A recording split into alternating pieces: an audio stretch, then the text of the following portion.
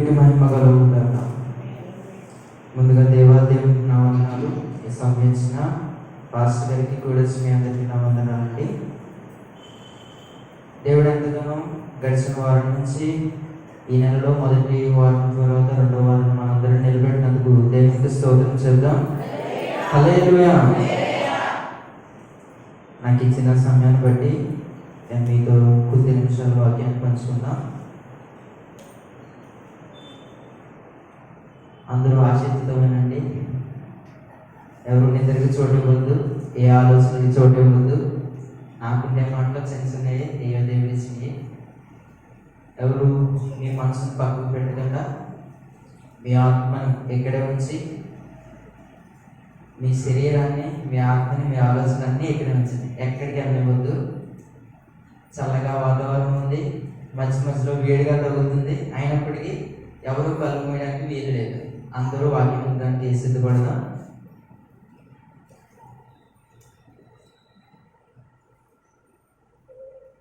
ఎప్పుడు చెప్పే వాక్యమే అనుకో.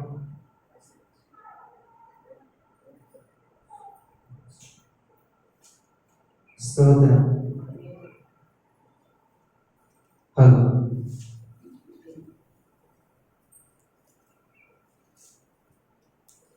Okay, right.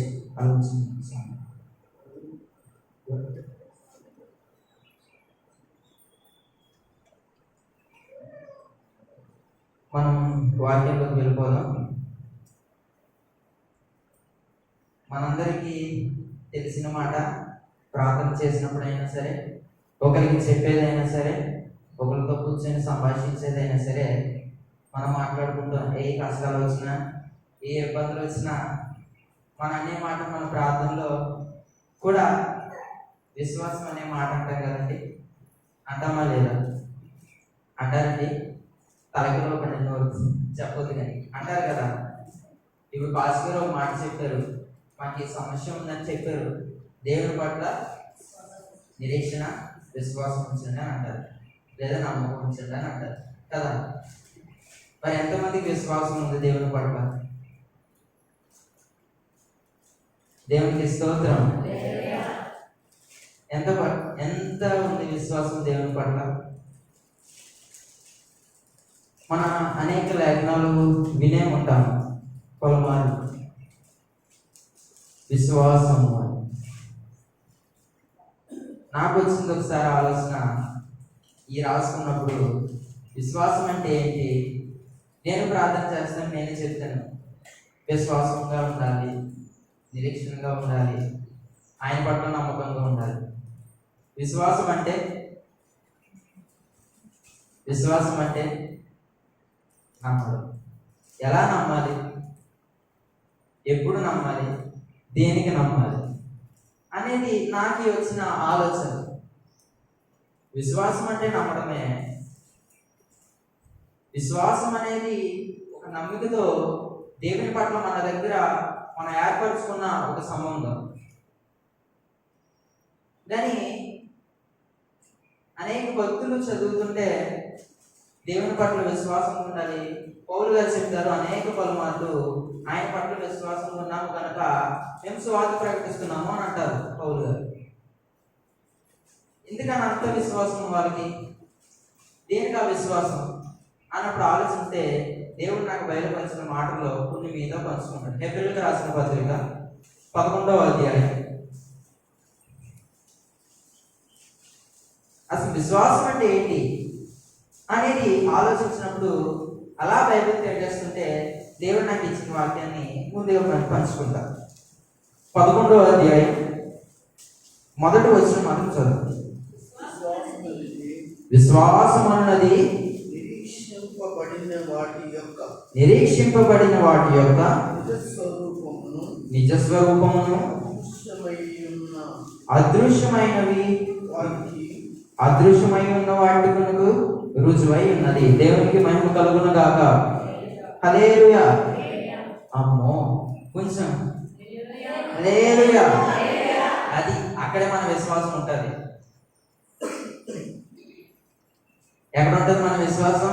చెప్పే స్థుతిలోనే ఉంటుంది. దేవునికి స్తోత్రం. అది దేవునికి మహిమ కలుగును కాక. ఇప్పుడు దేవుడు నాకు బయలుపరిచిన వాక్యము, దేవుడు నాకు చూపించిన వాక్యము, చెప్పిన వాక్యము ఆలోచిస్తుండగా నాకు ఈ మాట గుర్తు వచ్చింది. విశ్వాసం అన్నది ఏమనుందండి? నిరీక్షింపబడిన వాటి యొక్క నిజస్వరూపము. ఇప్పుడు నిజస్వరూపము కదండి, ఏంటండి నిజస్వరూపము? ఒకటి, రెండు, దానికి ముందు మాట నిరీక్షింపబడే వాటి యొక్క.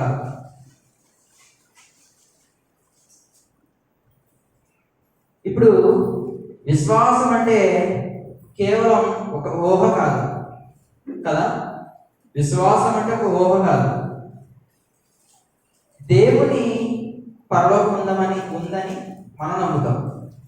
ఆయన ఆశ్చర్యకార్యం చేస్తాడని మనం నమ్ముతాం. ఆశీర్వాదాలు ఇస్తాడని నమ్ముతాం. ఆయన కోపం ఉందని మనం నమ్ముతాం. ఆయన ఎవరి పట్ల ఎలా ఉంటాడో మనం నమ్ముతాం. అదేమైంది? నిరీక్షణ. దేవునికి స్తోత్రం. హల్లెలూయా. అది నిజస్వరూపం. దేవుడు మనకు కనబడకపోయినా, దేవుడు మనకి ఆయన ఉనికి మనకు తెలియకపోయినా, ఆయన మనం నమ్ముతున్నాం కదా. ఏమండి, మనం నమ్ముతున్నాం కదండి. విశ్వాసము ప్రార్థన చేస్తాం. దేవా నీ విశ్వాసంలో సాగినివ్వండి, ఎటు తిరగకుండా నీలో నమ్మిక ఉంచండి అని మనం ప్రార్థన చేస్తాం.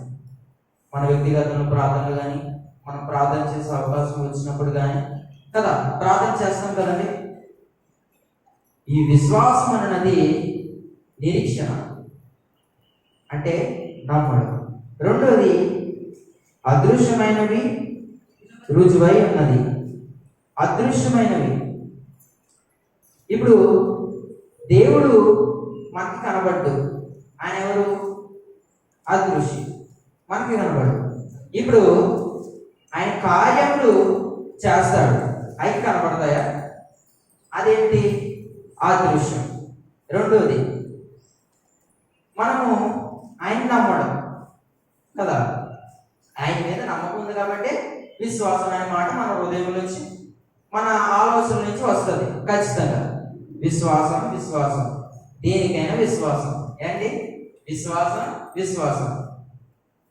ఈ విశ్వాసంలో అనేక మాటలు ఉంటాయి. ఈ విశ్వాసంలో పడగట్టాలన్న ఈ ఒక్క మాట ఉంటే చాలు. అలాగా మాట్లాడే వాళ్ళు ఉంటారు. చూపులలో కానీ, చేతులలో కానీ మాటకర్తలు అనేక మంది ఉంటారు. అనేక పలుమార్లు దైవజనుల దగ్గర మనం విన్నే ఉంటాం. దేవుని పట్ల విశ్వాసం ఉంటే ఆయన కార్యములు చూస్తాము.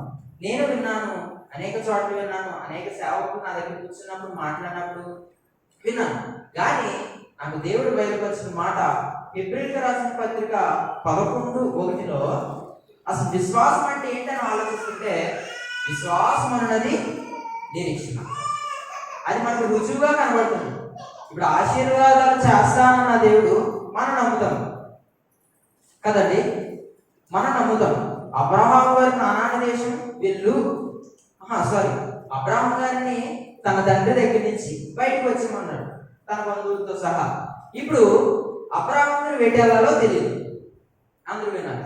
అబ్రహాం గారు ఎటెళ్లాలో తెలియదు. బయటకు అయితే వచ్చేసాడు. ఎందుకని వచ్చేసాడు? ఆయన ఎవరో తెలియదు. దేవుడు అప్పుడే వచ్చాడు. నేను ఏవో దేవుడు అన్నాడు అంటే ఆ మాట నుంచి బయటకు వచ్చేసాడు ఆయన అబ్రహాం గారు. అంటే ఎంత విశ్వాసం ఉంది. ఇప్పుడు ఆయన కనబడకపోయినా ఆయన మాటలో మనకు విశ్వాసం కనబడుతుంది. దేవునికి స్తోత్రం. హల్లెలూయా.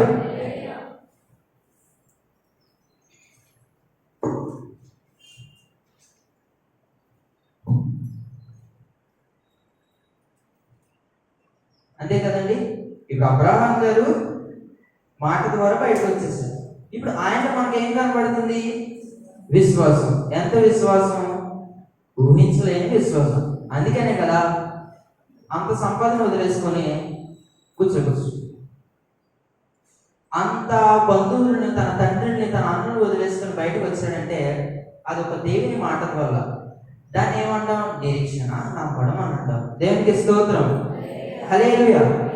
ఇప్పుడు మనం మరొక మాట చూద్దాం. 2 కొరింథీ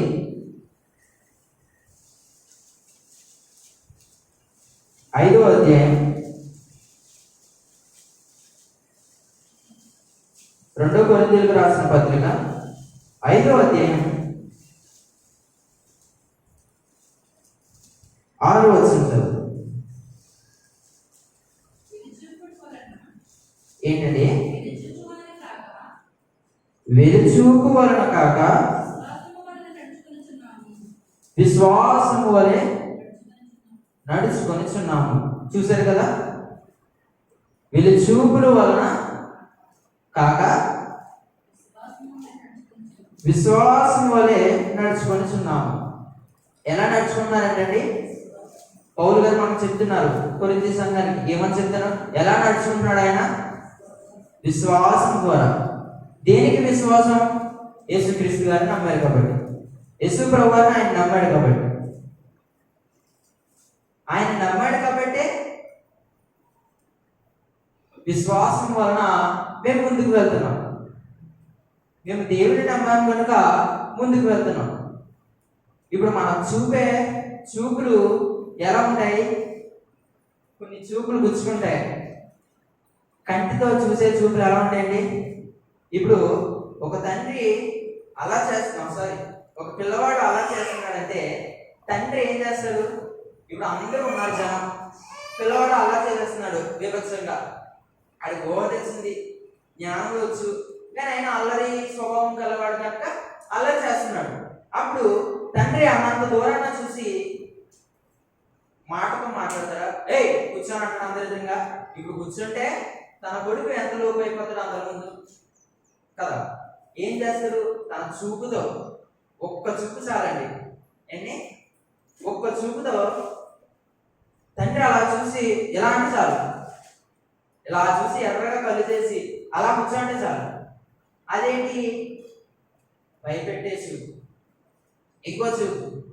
చెప్పాలి మీరు వాళ్ళు చూపులు మీరు చూస్తారు. నేనంటే ఇప్పుడు వచ్చాను, అప్పుడప్పుడు 2-3 చూపులు చూస్తూ ఉంటాను. పెళ్లి చూపులు కాదండి బాబు, అలా చూస్తున్నారు చూపులు అనగా. ఇప్పుడు పౌలు గారు తన సేవా జీవితంలో అనేకమైన మార్గములు తన చూపు ద్వారా వెళ్తుంటే అనేక బంధకములు అడ్డొచ్చాయి. అనేక లోతైన విషయాల్లో ఆయన ఆలోచించి ఎదురు చూస్తూ విశ్వాసంగానే ముందుకు సాగుతూ ఆయన వెళ్తున్నాడు. అందుకని ఏమంటున్నాడు? విశ్వాసం ద్వారా నడుచుకొస్తున్నాము. ఇప్పుడు యెహోవా యందు భయభక్తులు కలిగి ఆయన త్రోవలో నడిచే వారందరూ ధన్యులు. ఇప్పుడు ఆయన యందు భయభక్తులు కలిగినప్పుడు ఆయన త్రోవలో నడిస్తే ధన్యులు. ఆయన త్రోవలో నడుస్తున్నాము కనుక మన విశ్వాసం ఉంటున్నామని మనకు అర్థమవుతుంది. ఇప్పుడు పౌలు గారికి ఈ 120 మొదటి వచ్చిన కంపేర్ చేస్తే ఆయన ఎందుకు భయభక్తులు కలిగాడు కనుక విశ్వాసంలో త్రొట్టిల్లకుండా, విశ్వాసంలో ఎటు వెళ్ళకుండా ఆయనతో నమ్మకించి ముందుకు వెళ్తున్నాడు. ఎక్కడికి? తన ప్రయాణంలో, తన మార్గంలో, వెళ్ళే చోటలలో, వెళ్ళే సేవలో అనేక కార్యములు దేవుని దగ్గర పొందుకొని ఆయన కార్యం చేయడానికి నడుచుకుని వెళ్తున్నాడు. ఎలాగ వెళ్తున్నాడు? విశ్వాసంగా వెళ్తున్నాడు. దేవునికి స్తోత్రం, హల్లెలూయా.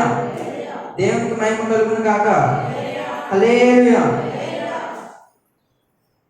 ఇప్పుడు చూపులు మళ్ళీ వచ్చేసారు. ఈ చూపులు విశ్వాసంలో జారే చూపులు ఉంటాయి. ఒక విశ్వాసికి మరొక విశ్వాసి కూర్చున్నప్పుడు ఆ మాటల ద్వారా, ఆ చూపుల ద్వారా, చేసే క్రియల ద్వారా విశ్వాసంలో తొలగిపోయే ఖచ్చితంగా అవకాశాలు ఉంటాయి. ఉంటాయా ఉండవా? చెప్పాలి. ఉంటాయా ఉండవా? చూసే చూపు వల్ల, మాట్లాడే మాట వల్ల ఖచ్చితంగా విశ్వాసంలో త్రొట్టిల్లే అవకాశం ఉంటుంది. దేవుని పట్ల నమ్మకం ఉండి ఒక మాట ద్వారా, ఒక చూపు ద్వారా అని వదిలేసాం అనుకోండి, ఏమైతే అక్కడ నీ విశ్వాసం?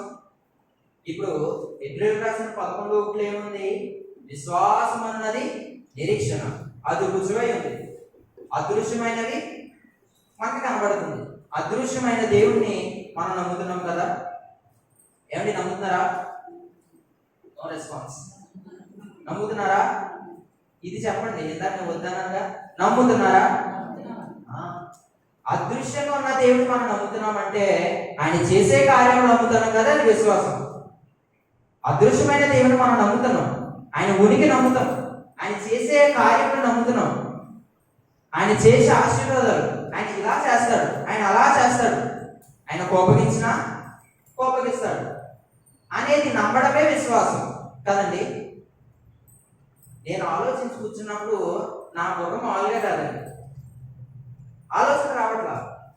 అంటే ఆలోచన రావట్లేదంటే కూర్చున్నామంటే 1:30-2 గంటలు కూర్చుంటే సరిపోదు కదా. అలా కూర్చున్నంతసేపు కూర్చొని అలా తిప్పుతూ ఉంటే అలా మెల్లగా ఆలోచన దేవుడు బయలుపరుస్తూ ఉంటాడు. ఈ విశ్వాసం అంటే ఏంటి అంటే దేవుడు బయలుపరుస్తున్నమాట. విశ్వాసం అనేది ఒకటి, నమ్మడం. రుజువుగా మనకు కనబడేదాన్ని, కనబడకపోయినా నమ్మేదాన్ని విశ్వాసం అని అంటారు. దేవునికి స్తోత్రం, హల్లెలూయా. ఆయన శక్తి నమ్ముతాం. పరలోకం ఉందని నమ్ముతున్నారా? పరలోకం కానీ ఎక్కడ కనబడుతుందా? మనకు ఆకాశం ఒకటే కనబడుతుంది, మనకు ఆకాశం ఒకటే కనబడుతుంది. గాలి కనబడుతుందా? లేదు. కానీ ఏంటి? విశ్వాసం. దేవుడు భూమి ఆకాశమును సృజించి కదా, భూమి ఆకాశమును సృజించాడు ఆయన.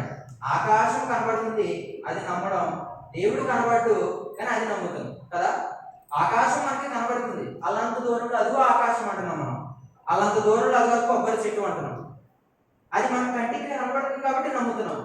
ఇప్పుడు కంటికి కనబడని ఆశీర్వాదాలు నమ్ముతామా? కంటికి కనబడవు కదా ఆశీర్వాదాలు. ఆశీర్వాదాలు ఎలా ఉంటాయి? దానికి రూపం ఉందా? దానికి రూపం ఉందండి అని రూపం లేదా? కానీ ఎలా నమ్ముతున్నాం? పౌలు గారు ఎలా నడుచుకున్నారు? వేలు చూపులు కాక విశ్వాసం వల్ల. ఇప్పుడు మనం ఎలా నడుచుకోవాలి? విశ్వాసం ద్వారా. అంటే ఇప్పుడు దేవుడి శక్తి ఉంది, దేవుడి బలం ఉంది, దేవుడు కనాని దేశానికి తీసుకెళ్తా అన్నాడు అని మనం నమ్ముతున్నాం, చదివాము కనుక. ఇప్పుడు చదవకపోతే ఎవరో చెప్పారని నమ్ముతామా? లేదు. దాన్ని తిరిగేస్తాం, దాన్ని ఆలోచన చేస్తాం, ఇంకో 2-3 పంచుకొని మనం చెప్తాం అతను ఇలా అన్నాడు, నిజమేనంటావా అంటాం. క్వశ్చన్ మార్క్ పడిపోద్ది అక్కడ, నిజమేనంటావా అని. ఇప్పుడు దేవుని యొక్క బైబిల్ కలిగి మనం ఉన్నాం కనుక మనకు బైబిల్ చదివితే చాలు, అదే మన విశ్వాసం. ఎవరో చెప్తున్నారంటారు కదండి. మన విశ్వాసంలో నడుచుకోవాలంటే, మనం ఆయన పట్ల నమ్మకించాలంటే, ఆయనలో నడుచుకోవాలంటే మనకు ఒక విశ్వాసం చాలని మనం రూఢిగా బలముగా నమ్మే మాట విశ్వాసం కదండి. మళ్ళీ అడుగుతున్నాను, మనం ప్రార్థన చేసినప్పుడు విశ్వాసంలో నింపు ప్రభు అని మనం అడుగుతామా? నేనైతే అడుగుతాను, ప్రతిదినం అడుగుతాను. ఈ ఒక్క మాట, ఏ మాట వచ్చినా ఒక మాట చేసి రేపొద్దు ఈ మాట మర్చిపోయి ఇంకో మాట చేస్తాను. విశ్వాసం అనే మాట ప్రతిరోజు ప్రతిదినం నా స్వరం నుంచి వస్తుంది. దేవాన్ని విశ్వాసంలో నింపండి, విశ్వాసంలో పడకుండా బలపరచండి అని ఒక్క మాట ప్రతిదినం వస్తుందండి. ఈ రోజు ఒక విషయం చేస్తే అదే రేపు దినాన్ని నేను మర్చిపోవచ్చు, కానీ విశ్వాసం అనే మాట నేను మర్చిపోను. మనం చేస్తున్నామా విశ్వాసం అంటే ఆయన నమ్మడం, ఆయన కంటికి కనబడకపోయినా ఉన్నాడని నమ్మడం. ఇప్పుడు మరొక వచనం చూద్దాం. రోమీయులకు రాసిన పత్రిక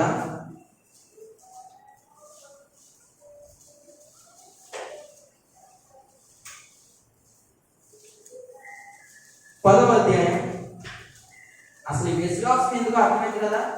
ఆయన కంటికి కనబడకపోయినా ఉన్నాడని నమ్మడం, ఆశీర్వాదాలని నమ్మడం చేస్తాడు. ఇప్పుడు అందరూ తీసినట్లయితే 10వ అధ్యాయం ఉండండి, 8-9 వస్తున్నాం సార్. అదేమని చెప్పుచున్నది? వాక్యముని యొద్దను నీ నోటను నీ హృదయంలో ఉన్నది ఆది మేము ప్రకటించు విశ్వాస వాక్యమే 9 కూడా.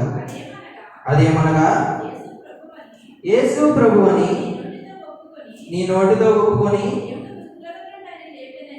దేవుడు మృతుల్లో నుండి ఆయన లేపినని నీ హృదయముందు విశ్వసించిన ఎడల నీవు రక్షింపబడుదువు. దేవునికి స్తోత్రం. హల్లెలూయా. ఇప్పుడు మనకి 8వ వచనంలో అదేమనగా చెప్పుచున్నది ఏమని? వాక్యం నీ యొద్దను నీ నోటను నీ హృదయంలో ఉన్నది, అది మేము ప్రకటించే విశ్వాస వాక్యమే. పౌలు గారు చెప్తున్నారు ఏమని? ఇప్పుడు మేము చెప్పే వాక్యము మా ఊహలు కాదు. పౌలు గారు అంటున్నారు నేను చెప్పే వాక్యము కథలు కాదు, నేను చెప్పేది ఏదో దారిపోయే దానము కథ కాదు. చెప్పేది ఏమనుందండి? వాక్యం నీ వద్దను నీ నోటను నీ హృదయంలో ఉన్నది, అది మేము చెప్తున్న వాక్యము. ఆయన చెప్పేది కథలు కాదు, వాక్యం చెప్తున్నాడు. అది కూడా విశ్వాస వాక్యం. ఏంటండి? విశ్వాస వాక్యము. కొంచెం ఈ మాట మనకి ఎలా ఉంది? విశ్వాస వాక్యము అంటే నమ్మే వాక్యం. దేవునికి స్తోత్రం. హల్లెలూయా. విశ్వాస వాక్యం. ఆ వాక్యమే కదండి మనం చదువుతున్నాం ఇప్పుడు. ఆ వాక్యమే కదా. ఏంటి? ఈ వాక్యం చదివితే దేవుడు చేస్తాడు అనేది నమ్మడం. ఇప్పుడు మనకు వచ్చిన చూస్తున్నాము. ఈ పుస్తకాల్లో చూసినప్పుడు, ఈ పత్రికల్లో చూసినప్పుడు వాక్యాన్ని ఖచ్చితంగా మనం చదువుతున్నామంటే, తీసి మరీ చదువుతున్నామంటే, మన కంటితో చూసి మరీ చదువుతున్నామంటే నమ్మడమే కదండి. అది ఏంటి? నమ్మడమే కదా. అసలు విశ్వాసం ఎందుకండి? విశ్వాసం అన్నది నిరీక్షింపబడి ఉన్న అదృశ్యమైనది, రుజువుగా మనకు కనబడకపోయినా దేవుడు ఉన్నాడని, ఆయన శక్తి, ఆయన మహిమ పరలోకం ఉందని నమ్మడమే విశ్వాసం. మన కార్యములు చేస్తున్నాడంటే, ఇప్పుడు మనం ఒక సాక్ష్యం చెప్తాం, మనస్ఫూర్తిగా సాక్ష్యం చెప్తామా? సాక్ష్యం చెప్తాం, మనస్ఫూర్తిగా చెప్తామా? ఏదో చెప్పాలని చెప్తామా? ఇది చూడాలి, వినాలి. సాక్ష్యము చెప్తాం, ఒకటి. మనస్ఫూర్తిగా చెప్తామా? ఒకటా రెండా? 1 or 2? ఈ రెండిట్లో ఏది మీరు? అయ్యో సాక్ష్యం చెప్పరా? ఇప్పుడు మంగళలక్ష్మి మామ గారు వాళ్ళు సాక్ష్యం చెప్తారు అంటే చెప్పారు కదా మీరు. ఇప్పుడు సాక్ష్యం చెప్తారు, మనస్ఫూర్తిగా చెప్తారా? రెండోది ఒకటి ఎంచుకుంటారా? రెండు ఎంచుకుంటారా? ఏమండి? సాక్ష్యం చెప్తారు, ఆ సాక్ష్యం మనస్ఫూర్తిగా చెప్తారా? అమ్మో, ఎంత క్వశ్చన్ మార్క్ వేస్తున్నారంటే ఇంకా ఆలోచన చేస్తున్నారు ఈ లోపల. చెప్పేది మనస్ఫూర్తిగానే కదండి. దేవుడు ఇది చేశాడు నా పట్ల. ఇప్పుడు కుమారండి మొన్న ఆవిడ షాప్ నుంచి పని చేసుకుంటూ వచ్చి వస్తుందంట. దారిలో ఎవరితో మాట్లాడుతూ ఏ పని చేసుకుంటూ వస్తుంటే ఆవిడ డబ్బులు చేతితో పట్టుకున్నాయి, పడిపోయాడు. ఆవిడ విశ్వాసం చూడండి, ఎక్కడ పడిపోయినాయో. మరి ఆవిడకి కాలేదు, కానీ అయినా సరే పని మాంతే బయట వెనకాల ఉన్నారు అని ఏయోటి సమస్యలు. ఇప్పుడు అన్నం కోసం కదండి మనం కష్టపడేది. అన్నం కోసమా దేవుని కోసమా? అన్నం కోసం, దేవుని కోసం కదా. సరే, ఇప్పుడు ఆవిడ పడిపోయింది. ఆవిడ విశ్వాసం చూడండి, ఇది నా డబ్బు మాత్రమే. ఎందుకని? నేను ఏ దొంగతనం చేయలేదు, ఏ దోపిడీ చేయలేదు. బయటికి వెళ్ళి నెలంతా నేను కష్టపడ్డాను, నా డబ్బు నాకు దొరికితే దొరుకుతుంది, లేకపోతే లేదని వాళ్ళ అబ్బాయి నన్ను మళ్ళీ మండేసుకుని వెళ్ళి ఎక్కడైతే పడుకునే అదే ప్లేస్ లో అలా కట్టకుండా ఉందండి. కట్టకంటే ఎక్కువ కట్టేం కాదు, ఏదో మనకి ఇచ్చే తెలుసు కదండి, ఎంత ఇస్తారో అంత మాత్రమే. కట్టంటే ఒక పెద్ద లాంటి కట్ట కాదు, ఎంత ఇస్తారో మనకి తెలిసిందే. 10,000, 9,000, 7,000, 6,000 కదా. ఆ విశ్వాసం ఉంది కాబట్టి ఎక్కడైతే పడిపోయినాయో అక్కడే ఉన్నాయి. అది ఎవరి డబ్బు? ఆవిడ డబ్బే. దొంగతనం చేసింది కాదుగా. వచ్చి పాస్టర్ గారు నన్ను ఆవేశంగా చెప్తుంది, నవ్వుకుంటూ చెప్తూ, నా డబ్బు నేను దొంగతనం చేసింది కాదండి, కానీ దేవుడు చూడండి అంతమంది తిరుగుతున్నారు. ఆ రోజు సోమవారం కదండి, సోమవారం అంటే మనకి మార్కెట్. అది విశ్వాసం. మన విశ్వాసం ద్వారా మనం బలపరచుకోగలం. మన విశ్వాసం ద్వారా మనం బలపరచుకున్నాం.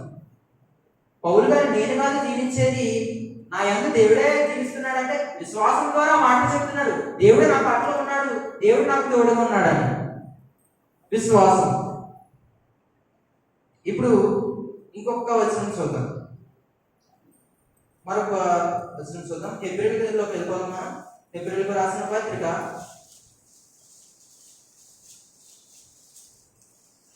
11:6 చూద్దాం.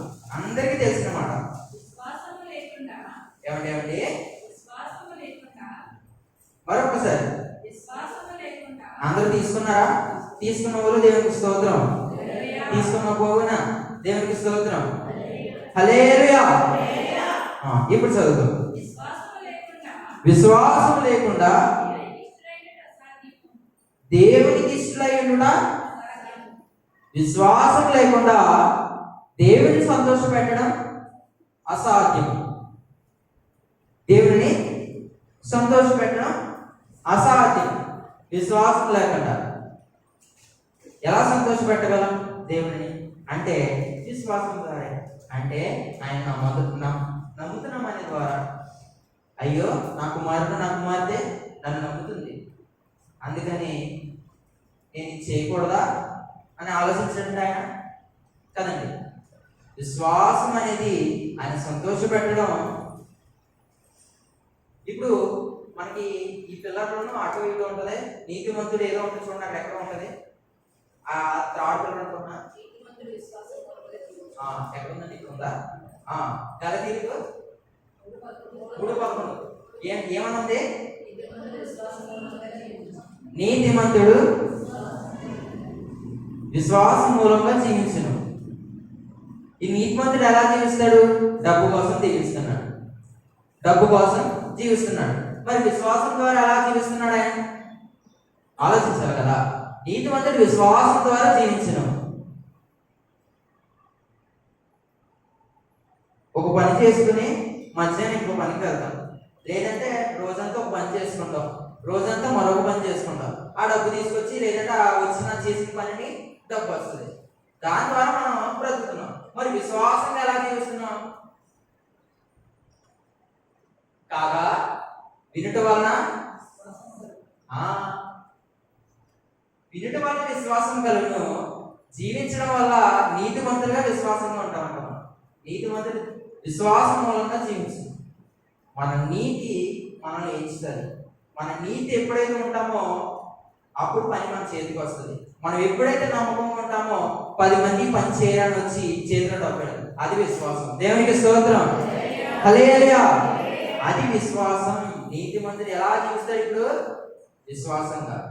ఇప్పుడు కరెక్ట్ గా చేస్తున్నాం. ఇప్పుడు నేను మంచిగా కార్ డ్రైవింగ్ చేసుకుంటూ వెళ్తున్నాను, నా వెనకాల 4 ఎక్కారు కారులో. అబ్బో నేను డ్రైవ్ చేసుకుంటూ మంచిగా వాళ్ళని లొకేషన్ పెట్టి దింపేసాను అనుకోండి. కాసేపు నేను డ్రైవర్గా దింపేసేటప్పటికి మంచిగా డ్రైవ్ చేస్తున్నాడు. మనకు వరకు సామాన్య అటు పనిచేసి చేస్తూ అన్ని పని చేసుకుంటూ డాడీకి అప్పుడైనా బయటకు తీసుకెళ్ళినప్పుడు డ్రైవింగ్ కింద వచ్చాడు. అన్ని అయిపోయిన ప్రకాశం ఇచ్చాడు. మా డాడీ ఒక్కసారి ఫాస్ట్ గారు ఏమనుకుంటు సార్ ఎక్కిద్దాం తన డ్రైవింగ్ చూద్దామని ప్రకాశాన్ని ఎక్కించారు. మంచిగా తీసుకెళ్ళాడండి, ఇబ్బంది లేదు. కొద్దిగా వచ్చేదక్కడ 1వ గేర్లోకి 2వ గేర్లోకి ఖాళీగా ఉన్నప్పుడు 5 గేర్లు వాడుకుని ఇబ్బంది లేదు. అలా మంచిగా తీసుకెళ్ళేటప్పటికి అబ్బో ఏమనిపించింది? అబ్బో అనిపించేటప్పటికి మెల్లమెల్లగా వాడుకుంటున్నారు. అదేంటి? నమ్మడం. నమ్మే కాబట్టి తన పని నచ్చింది. నమ్మడం వల్ల మనం ఖచ్చితంగా నమ్మేము. మన పని కరెక్ట్గా చేస్తే డబ్బు చేతికి వస్తుంది. మనం జీవించేది కూడా నీతిగా జీవిస్తాం. దేవునికి స్తోత్రం. హల్లెలూయా. ఇప్పుడు మనం చూసాం ఏంటంటే హెబ్రీయులకు రాసిన పత్రిక, విశ్వాసం లేకుండా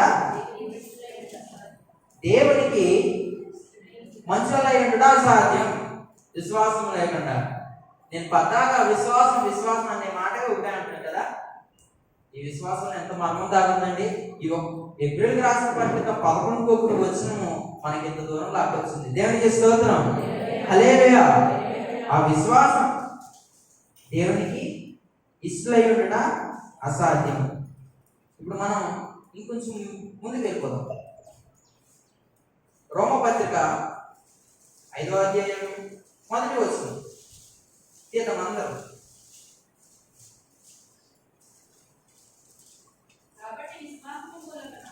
కాబట్టి విశ్వాసం మూలమున నీతిమంతులుగా తీర్చబడి మన ప్రభువైన యేసు క్రీస్తు ద్వారా దేవునితో సమాధానం కలిగి ఉందుము. దేవునికి స్తోత్రం, హల్లెలూయా. ఇప్పుడు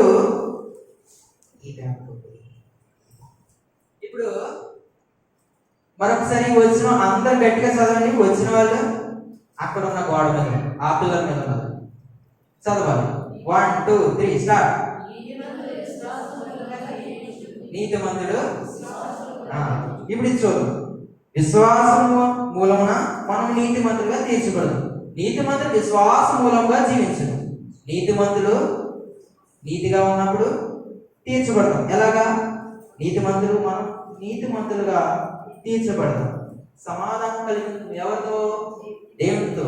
ఇప్పుడు విశ్వాసం లేకుండా దేవునికి ఇష్టమై కూడా అసాధ్యం కదా.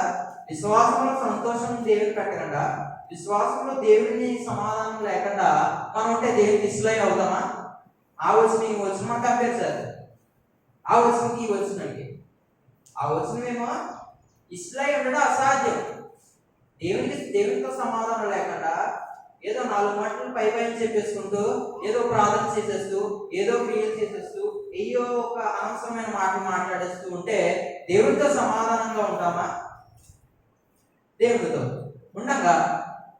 కాబట్టి విశ్వాసం మూలమున మనం నీతిమంతులుగా తీర్చబడి మన ప్రభు అయిన యేసుక్రీస్తు ద్వారా దేవునితో సమాధానంగా ఉంటుము.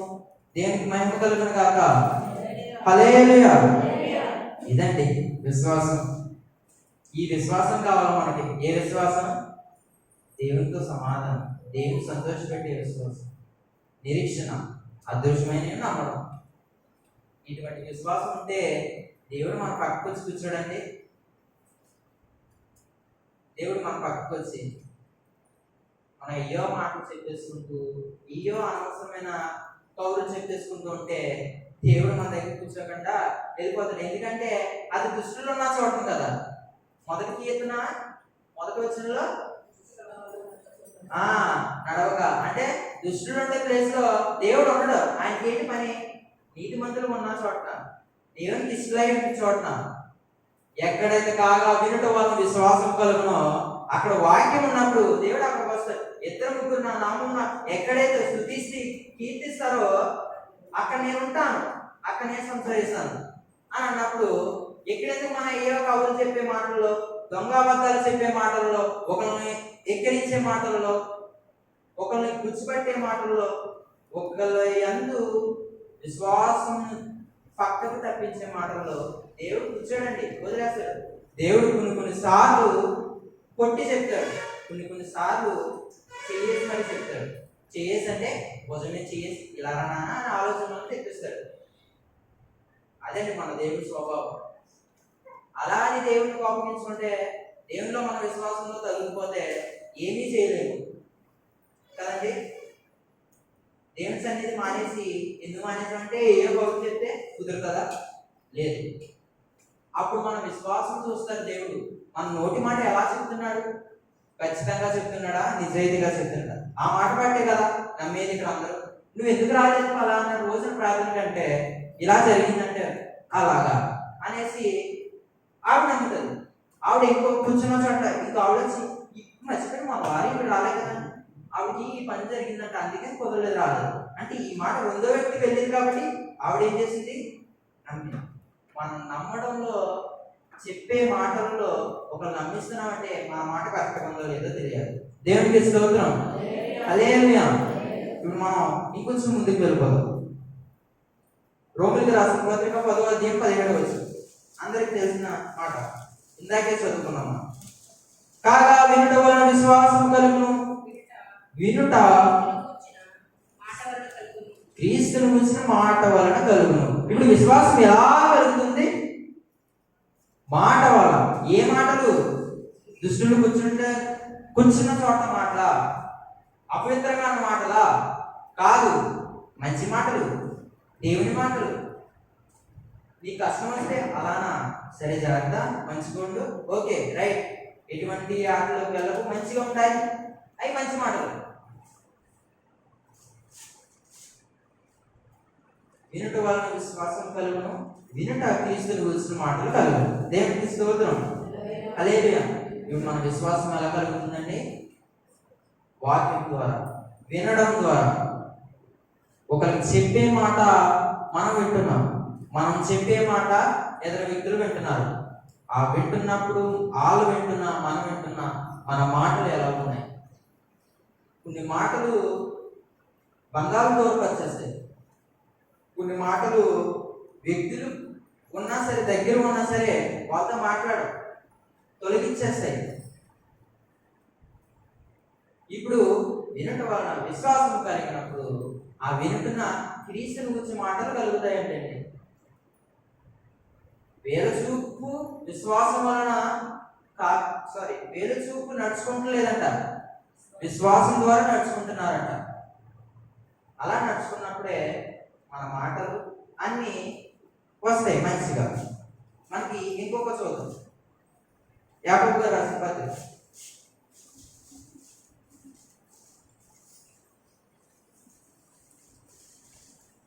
2:26 ప్రాణం లేని శరీరం ఎలాగ మృతమో అలాగే క్రియలు లేని విశ్వాసము మృతము. ఇప్పుడు చేప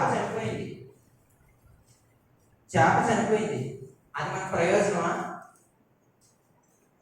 చెరువులో నుంచి బయటికి తీసుకొచ్చాం, అది చనిపోయింది, అది మనకు ప్రయోజనమా లేదా?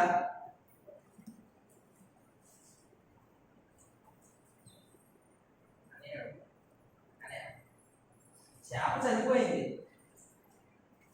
వెనకాల అంకుల్ గారు, చేప చనిపోయింది. ఎప్పుడు? చెరువులో నుంచి బయటికి తీసుకురాగానే, నీటిలో నుంచి. అది మనకి ప్రయోజనమా కాదా? ఏంటో ప్రయోజనమే. మనం అంతసేపు చచ్చిన చేప కదా మనం తినేది, చచ్చిన రైలే కదా తినేది, చచ్చిన కోడినే కదా మనం తినేది. అది మనకు ప్రయోజనంగానే మన శరీరానికి ఎక్కుతుంది. ఇప్పుడు మనం చనిపోయామంటే మన శరీరం ఎవరికి అవసరం? దేనికి ప్రయోజనం? మట్టికి అవసరం, మట్టిలోకి వెళ్ళిపోతాం, తిరిగి మన్నే అయిపోతాం కదా. అలాగా మన విశ్వాసం లేనప్పుడు మన ప్రాణం కూడా మృతమే. దేవునికి స్తోత్రం. హల్లెలూయా. ఇదండి విశ్వాసం, విశ్వాసం ఉన్న మూలం. ఇప్పుడు ఒక మేకను కోసము అది తినడానికి మనం ఆలోచించకుండా సంకోచితగా ఖచ్చితంగా మంచిగా వండుకొని తింటాం. అది చనిపోయిందని పక్కన పడేస్తామా? లేదుగా, తింటాం, ఖచ్చితంగా తింటాం. మరి మన శరీరం చనిపోతే ఎందుకైనా పనికి వస్తుందా? లేదు. తినడానికి పనికి వస్తుందా? ఏమండి? లేదుగా. మరి అటువంటిది మన విశ్వాసం కూడా మన క్రియలలో కానీ మన మాటలలో కానీ లేకపోతే ప్రాణం ఎలాగైతే చనిపోతుందో ఆ విశ్వాసం కూడా మృతమని మనకు తెలియజేస్తున్నట్టు. దేవునికి స్తోత్రం. హల్లెలూయా. మన ఉండే క్రియలలో విశ్వాసం మనకి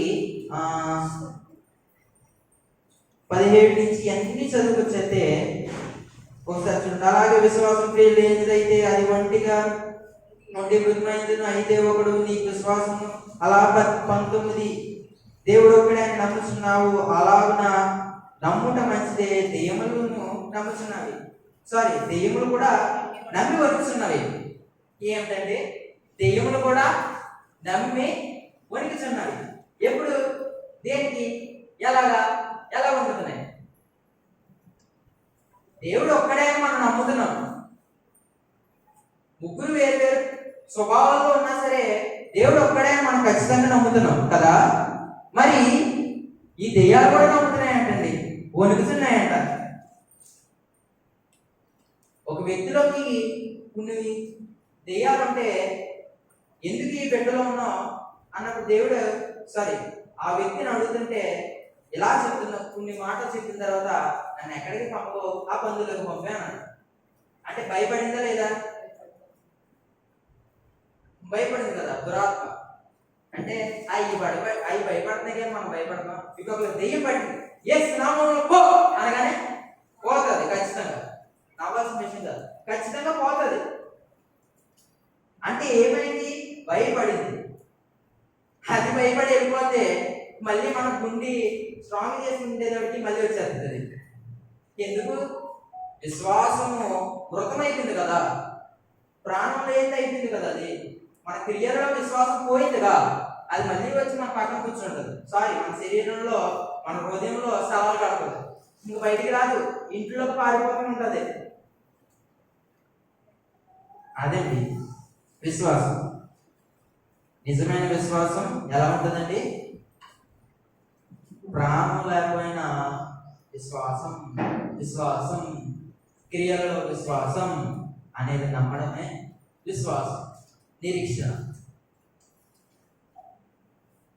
ఇప్పుడు మనకి మత్తయి గారు రాసిన సువార్త చూద్దాం. ఒక వచనం ఉంటుంది, మంచి వచనం, 17వ అధ్యాయం 17వ అధ్యాయం దానిలో 20 వచనం కొంచెం గట్టిగా చదవండి. అందుకు ఆయన స్వల్ప విశ్వాసము చేతనే ఆవగించంత విశ్వాసం ఏంటిని ఎడల ఏంటంటే అది ఈ కొండను చూసి ఏంటంటే అది ఎక్కడి నుంచి అండి? ఇక్కడ నుండి అక్కడ పొమ్మనగానే అది పోవును, మీకు అసాధ్యమైనది ఏది ఉండదని నిశ్చయంగా మీతో చెబుతున్నానని అప్పుడు మన శిష్యులతో చెప్తున్నాడు యేసు ప్రభు గారు. ఇప్పుడు మనకి చదివితే అర్థమైంది ఏంటంటే, మనకు బాగా వినబడి కనబడేది ఏంటంటే, కొండను చూసి ఇక్కడ నుండి అక్కడ పొమ్మనగానే పోతాదా? ఏమండి పోతాదా? ఎక్కడ సరిపోతుంది మన విశ్వాసం?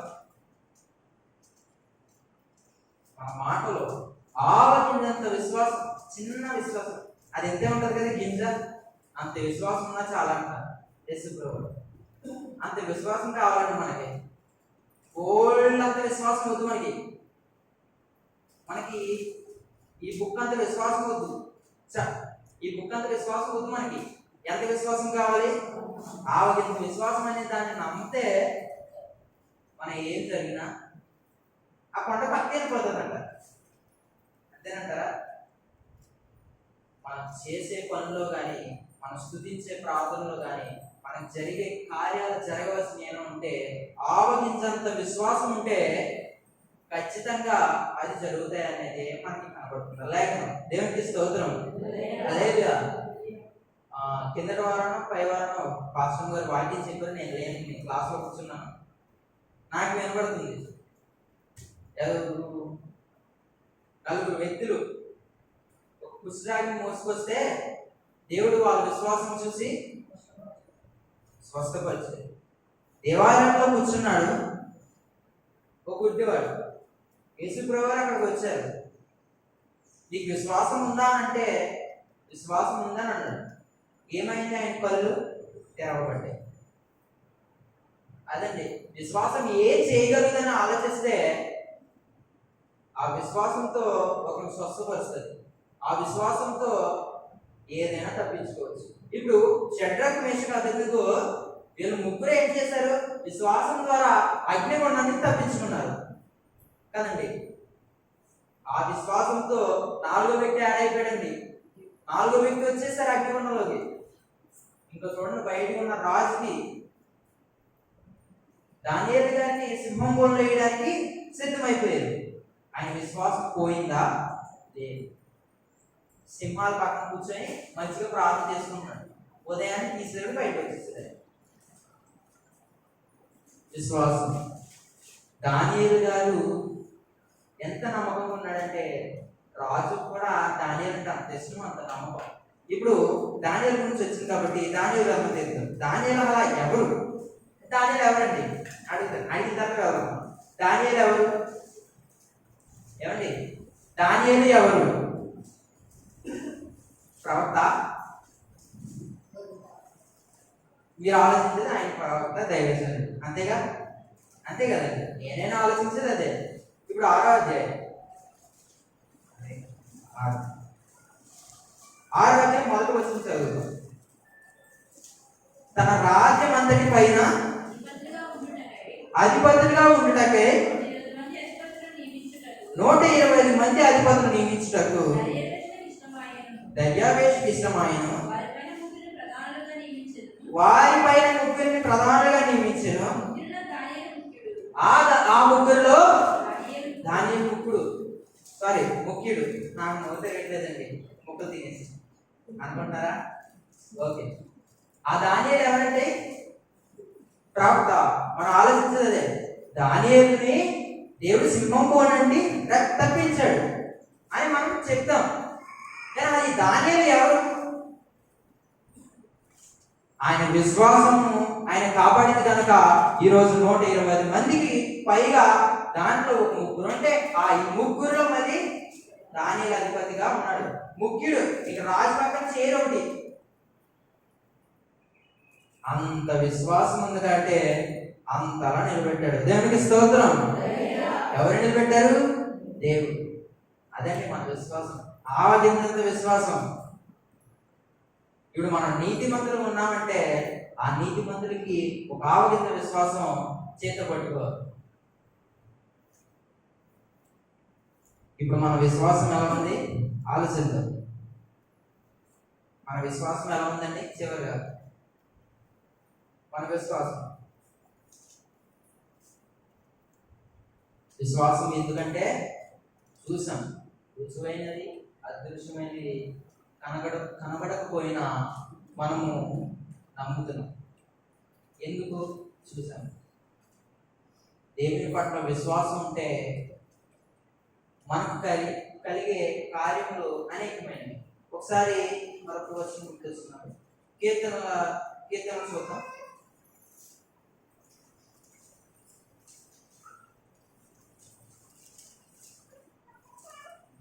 31వ కీర్తన తీద్దాం. 31వ కీర్తన దానిలో 23 చదవండి. యెహోవా భక్తులారా మీరందరూ ఆయన ప్రేమించి యెహోవా విశ్వాసం కాపాడును. గర్వంగా ప్రవర్తించే వారికి ఆయన గొప్ప ప్రతికారం చేయును. దేవునికి స్తోత్రం. హల్లెలూయా. వినబడిందండి వాక్యం? దావీదు గారు మనకి ఏం రాశారు? యెహోవా భక్తులారా మీరందరూ ఆయనను ప్రేమించి యెహోవా విశ్వాసమును కాపాడును. గర్వంగా ప్రవర్తించే వారికి ఆయన గొప్ప ప్రతికారం చేయను. గొప్ప ప్రతికారం. చిన్న ప్రతికారమా? వీడి మీద నేను ప్రతికారం తీర్చుకుంటా అని అనేక మంది అంటారు. మా కాలేజీలో గోల్డ్ గొడవలు ఏంటండి, అంతెందుకు మా క్లాస్లో గోల్డ్ గొడవలు బయట అవుతారు అని అంటారు. అంటే ఇప్పుడు వాడి మీద ప్రతికారం. ఇలా ప్రతికారం తీసుకుంటే దేవుడు గొప్ప ప్రతికారం తీసుకుంటా అన్నాడు. ఏమన్నాడు? గొప్ప ప్రతికారం. గర్వంగా ప్రవర్తించేవారు. మనకు ఆ ప్రతికారాలు ఏమొద్దండి. దేవుణ్ణి ఎప్పుడైతే మనం ప్రేమిస్తామో అప్పుడు ఏమైంది? యెహోవాను విశ్వాసం కాపాడు. ఇప్పుడు మన విశ్వాసం మనల్ని కాపాడుతుందంట. మన విశ్వాసము మనల్ని కాపాడుతుంది. ఇటు వినాలి. చివరిగా ఇప్పుడు యెహోవా విశ్వాసాలను కాపాడు. మన విశ్వాసం మనల్ని కాపాడుతుంది దేవుని పట్ల ఉంటే ఖచ్చితంగా. అది కానీ మనకు కనబడేది. ఇప్పుడు చివరిగా నేను అడిగేది విశ్వాసం అంటే ఎందుకు, దేనికి, అవసరమా? విశ్వాసం అవసరమా? అసలు ఎందుకు అది ఊత పదమా? విశ్వాసం అనేది ఒక ఊహ కాదు, నమ్మడమే విశ్వాసం, నిరీక్షించబడడమే విశ్వాసం. అట్టి రీతిగా మన విశ్వాసంలో సాగి దేవునిలో మనం ముందుకు సాగితే విశ్వాసంలో కాపాడుకుంటున్నాను దేవుడు చెప్తున్నాడు కాబట్టి మన మాటని తూచి చెప్పకుండా నమ్మితే ఖచ్చితంగా కాపాడబడు. దేవుడి ఈ మాటలను దేవుడు మనందరినీ దీవించబడును కాక. ఆమేన్.